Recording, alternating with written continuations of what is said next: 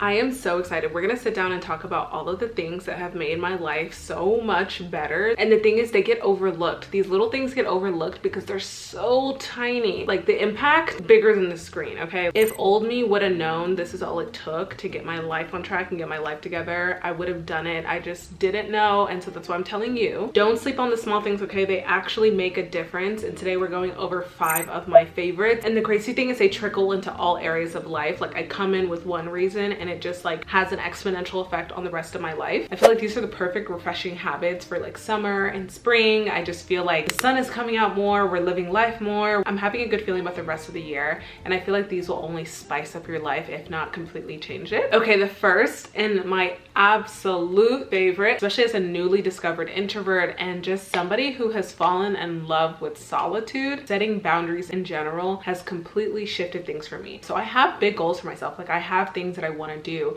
and one of the things I think that was holding me back was not setting strong, firm boundaries. I do feel like people in my life would say that I already have a lot, but I felt like they weren't enough for what my goals required, if that makes sense. So I had to kind of go like double down on it, which was really scary because I do tend to have like kind of a people pleasing, like I want to make sure I'm doing everything perfect. I feel like it's more perfectionism than people pleasing, but it's a little bit of both, where I want to do everything right. Like, I want to be the perfect this, I want to be the perfect that. And this year I had to accept that I'm going to be a bad friend, I'm going to be a bad family member, I'm going to be a bad whatever, because I am heavily prioritizing something. And this year, as you can probably tell from my last few videos and my channel, is really to achieve my dream life. Like, that is my biggest goal, and I feel like, why can't I do it? If other people can, there must be a way for me. And to do that, I had to cut things off and really be honest with myself, like, what brings me joy, what doesn't, and cut off the things that don't bring me joy. No matter how like unorthodox it is, I have to start prioritizing me, because this is the path that I'm setting for myself,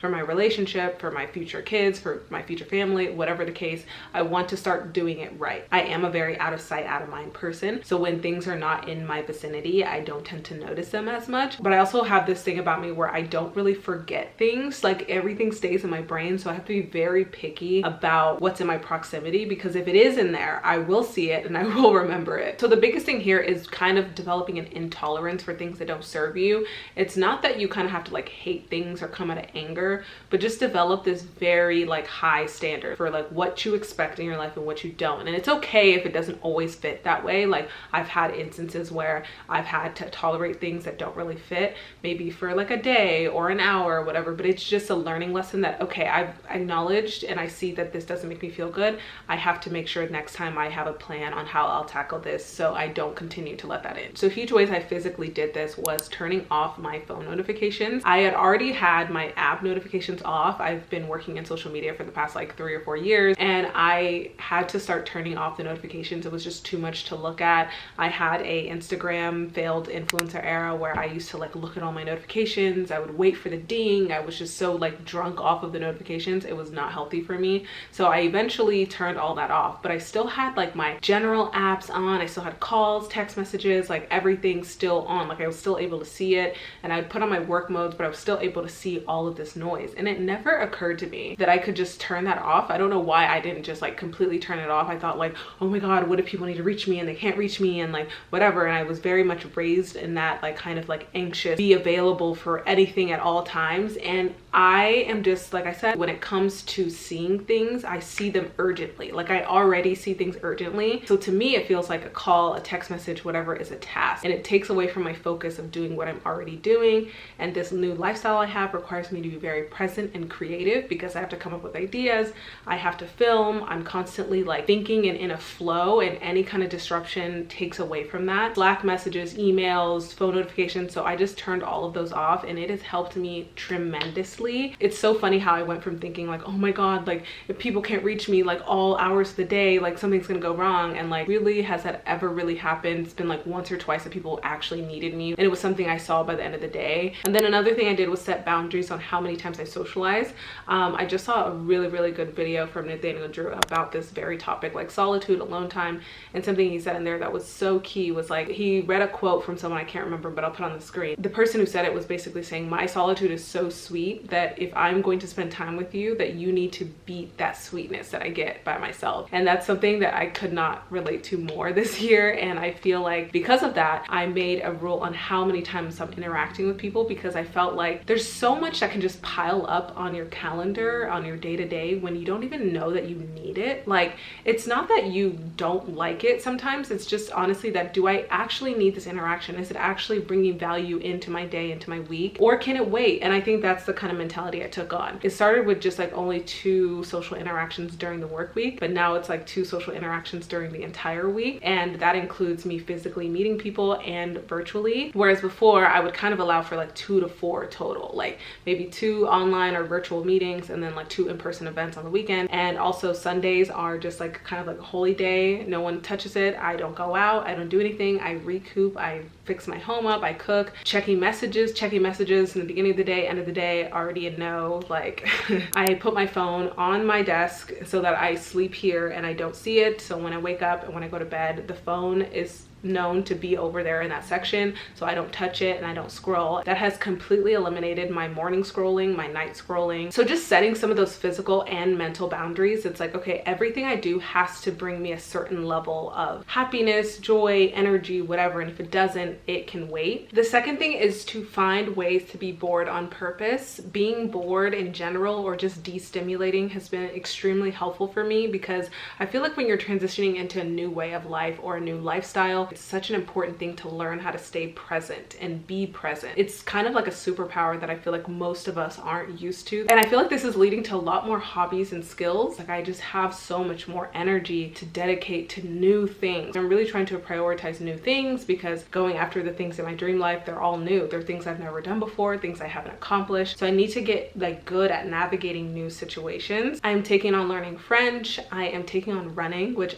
if you know me, you know that I was even a feat to get me to work out consistently. And I feel like I wouldn't have room for these hobbies and like be bored enough to think of hobbies like that, because I was always so consumed with notifications, with watching other people, or just going to events and social functions that didn't really bring me anything, give me energy back. It kind of made me just stay stagnant or feel like I was drained. So really just taking the time to de-stimulate and be bored on purpose has been so helpful. So I practice dopamine detoxes often, which I talked about in my last video. This is basically where I just take all the stimulation out of my day on purpose. So I really just ground myself in like boring, mundane tasks. Cleaning is a big one. Sometimes I listen to like a YouTube video or podcast. Sometimes I just clean without listening to anything. Sometimes taking a walk with no headphones, or just going on a walk in the middle of the day. Doing nature sits. My friend Deborah actually brought this up to me, which she practiced when she was experiencing burnout, which is basically you just sitting in nature and like looking at nature. Like, that's it. You don't do anything else. You don't have your phone with you, but you basically just look at nature, like breathe, observe, like what do you find? What do you see that you haven't seen before? You're just learning how to be with yourself. You're learning how to be present, and you're learning how to observe things and like observe your thoughts, which is key. If you don't already meditate, I highly recommend doing that. And I think you can tell when something is a like boring, mundane activity that will kind of regulate you. When the dopamine hit takes a while. Like, it takes a while for you to get a dopamine hit from working out. You have to either complete the workout or be doing it long enough or be doing it in such a high intensity. When you're doing nature sits, you don't immediately get rewarded by just looking at the trees. Sometimes if you're really like overstimulated, it's kind of like, okay, this was really good, but it takes time. Like, and I feel like that's a good sign, because if it's boring and slow, it usually will last a lot longer. And I find this really helps with focus and being able to focus on something for a long period of time. Again, a huge key for successful people. They're able to focus on what they want for a long period of time. And if you're so used to getting like quick dopamine hits, like instant gratification, it's going to be very hard for you to do the things that take a lot of time, which the things that make you successful usually take you a long period of time, and you have to show up consistently for it. So it's actually training your brain in the direction that you are trying to go long term. That leads me to my third micro habit, which is breaks. Breaks. My fiance used to like preach this to me all the time, and I'd be like, yeah, like I'm just somebody who needs to like work for a long time, like work and flow. Back when I lived on my own in my apartment, I would constantly go like a full work day, no breaks, on the computer, just going straight doing the work for like 8 hours and back-to-back calls. Like, it just was not normal, and it's not healthy to do that. One, I'm not getting my steps in. Two, a lot of times we think we're being more productive if we just force ourselves to sit at the desk and work, but I feel like you're actually getting less less quality work in that long period of time. Whereas you can have like a 90-minute or 2-hour work session and get 10 times more done than if you were to drag it out through 8 hours just sitting at your desk, not getting up, not taking a walk, not seeing nature, not breathing, not thinking. Because a lot of times when you're in that loop, you're like stuck on something. You get stuck on something doesn't make sense, and all it takes is you just taking a walk to be like, oh, that's why I was getting stuck. Or talking to somebody and be like, oh, like I just got an idea for that thing. And I feel like taking breaks really encourages you to have a more high quality and efficient work session. And it took me so long to really realize this. I do love a good flow. Like I do love like working straight, and I do like working. So I do have to force myself to get out of it, and it just noticing when you're getting to a block. I think that's the first step. Like if it's hard for you to get out of work like it is for me, I was like, okay, just notice it. You don't have to leave. You don't have to leave your desk, but just notice that you're having frustration with this work right now, or you're tired right now. Just noticing when you're in that, because then you'll start to see how many times it does happen. And when you see how many times it does happen, you're like, okay, it makes sense to just take a break. And usually after a break, whether that's a 5-minute walk, 10-minute walk, I just sit in nature, or I clean, or I talk to a friend. I usually come back to that idea like so much more fresh, and I usually am able to complete it faster. Some other things I do for breaks other than cleaning or taking a walk is changing location. This is super, super helpful. I am only really able to do this once a week just because it does take time to go to a new location, set up, etc. I go to a coffee shop once a week. This has been so nice for like my instant gratification craving. Like it's just something new. You get a coffee, you get to sit in a new place, I dress up, wear a cute outfit. Also, there's little random things like opening the window that has been huge for me if the weather's nice. Like I find that novelty, creativity, focus, they just go hand in hand with each other. And the best part is it literally makes time feel longer. I remember one time I went to a coffee shop and I'm like, oh my God, I have so much to get done. I only had like 2 hours to be at this coffee shop. I'm like, there's no way I'm gonna get everything done, but let me just try. I go into the coffee shop, I get my boba, I sit down, and I'm like, okay, like let's just try one task. And something about a coffee shop just makes me feel 10 times more productive. I don't know what it is. Like I don't goof around.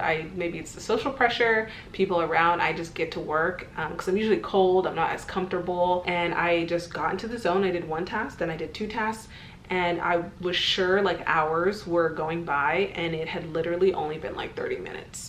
And I kid you not, I took a 10-minute break. So I'm like, let me just attempt taking another break in this like break. Took a 10-minute break that turned into like 15 minutes. I came back, I got another like 30 minutes of work done. I swear I got like 80% of my to-do list done, like in an hour, like in under an hour and a half. And I left with so much work accomplished, novelty in the bag, and I felt good. Like I didn't feel drained because I even took a break in the break. And it's like, this stuff works. I'm telling you, it gets shit done for you. Writing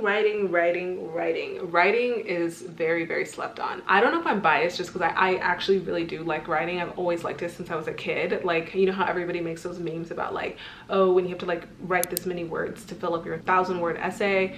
That was never a problem for me. Like I actually almost always had my essays be way too long. That's actually not a good thing. I think good writers can be concise, and I have to write a lot now for my content and also for my brand.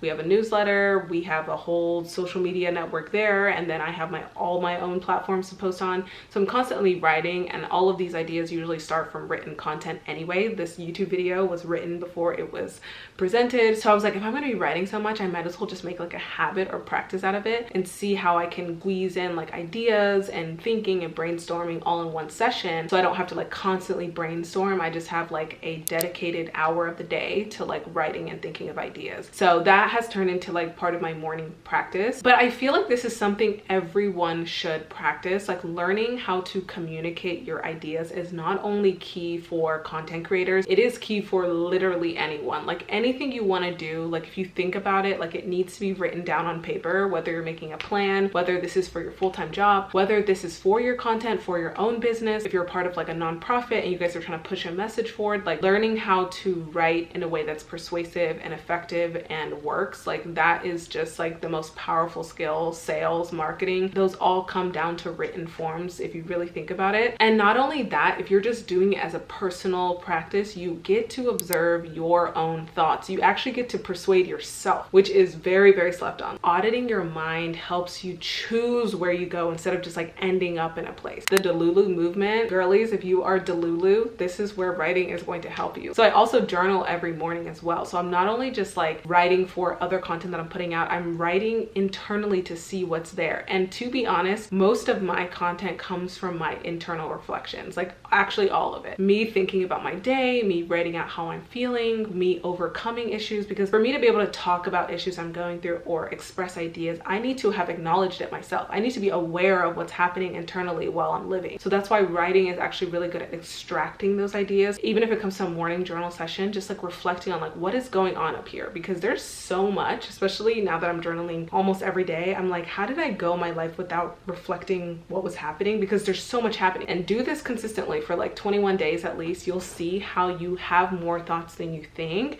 And it's because you haven't given yourself the time to actually express them that you think you don't have enough to talk about. You don't think you have anything to say, but you actually have a lot to say. So give yourself a journal, give yourself the space to write all of these ideas out. Give yourself prompts. Like there's a lot of prompts I look up like on TikTok, or I'll look it up on Pinterest, or just like on Google, honestly, and say like, I'm dealing with this specific problem. Like, what are the journal prompts for self-doubt, journal prompts for anxiety, like whatever it is that you're going through, if you need a topical thing, or you can just free write. I really love free writing. And I also love using like guided journals. So I use this journal from Intelligent Change. They are the people who made the 5-minute journal. I've been doing that for literally like, oh my God, I looked at my last journal, like the first journal I got, it was in 2018. So I've been doing this since 2018, but I switched to the 3 Times Happier journal because I was really intrigued by it, because it's basically a 60-day experiment in a journal to get you to feel happier. But really the key is just reflecting and doing like internal audits of your mind. Dressing up, I don't know if you can tell, but I dressed up today. I got my nails done, and by the way, these are press-ons. They're actually like not done. That's another thing, like finding hacks like this, key. Dressing up is such a mood boost. Everybody and their mom was saying this at the beginning of COVID, like dress up anyway, even if you don't have to. I've been working from home for like over 2 years now, and it's taken me literally 2 years to understand that that is nothing but facts. I try to put it off. I would just wear sweats, I would wear whatever I wanted to, and then on the weekend I dress up, and it works. I'm telling you, I know you've heard it a million times, but I'm telling you, it does something to your brain when you dress up and look good. And you can even be comfy with it. Like, you don't have to put on a suit. Kind of see it as a luxury. Like, I don't have to wear like a super fancy outfit because I'm not going into an office. I get to wear something that feels like me. Like if it's shorts and a t-shirt, but it's a cute t-shirt and it's cute shorts with my cute sneakers, that's like a luxury and a privilege you get to do when you're at home, or going to get your latte, or going to a coffee shop, or going wherever you go during the day. And the biggest benefit I noticed is that it was a chain effect. Another thing from Atomic Habits was habit stacking. So if you do one thing, your brain usually associates it with the next thing. So if you start making yourself a meal, you're already thinking, let me queue up a show on Netflix. It's the same thing, but with the habits you actually want to have. So you can say, oh, I'm gonna dress up, and my next step is to get myself a latte, get myself a smoothie. And that was actually something I wanted to do. I noticed when I dress up, I want to go somewhere, I want to show this outfit off, and then I'll go to a coffee shop. And when I go to a coffee shop, I want to bring my laptop, I want to work. And so I just noticed it wasn't ironic that I wanted to do things after I dressed up, because I associate dressing up with certain things. You can train your habit stack to be different, but these were just like kind of natural, plus a little bit of artificial work and like me trying to get myself to do things I already wanted to do. I needed to film a lot of content, and I noticed that I liked myself better and I liked how I looked better when I was dressed up in my content. So I would dress up and film. I would dress up and make TikTok videos. I would dress up and take pictures for Instagram. I would feel better about myself. So it just kind of started slowly like that. And I'm telling you, these like little small micro habits turned into just a completely new lifestyle for me. And I'll add in a bonus here, because this has been the biggest needle moving habit that I've accumulated recently, which is actually taking the time to think about what I want and take it seriously. I learned that last year on a trip I took to Europe with my bestie after feeling very lost and confused on my like journey in life, quitting consulting, being unsure about my career as a creator. When I realized on that trip that like it doesn't matter, like none of these things matter, it just matters what you like to do, what you want to do, I started making more room for it. I started started paying attention to more of what I wanted to do through my journaling, through my boredom, my alone time. Just like, hey, I have an idea. I'm not gonna let it like slip away. Mel Robbins has that exercise, like that like 5-second rule. Like if you think of an idea and in 5 seconds you don't really take an action on it, or you don't further the idea or entertain it, it just kind of dies, it goes away. And a lot of us might have these like $1 million ideas that we're just letting float away because we're like, oh, it's unrealistic. Oh, I don't want to do it. We don't even try to entertain it. And one thing I've been saying is like, oh, I have this curiosity or this desire to be a creator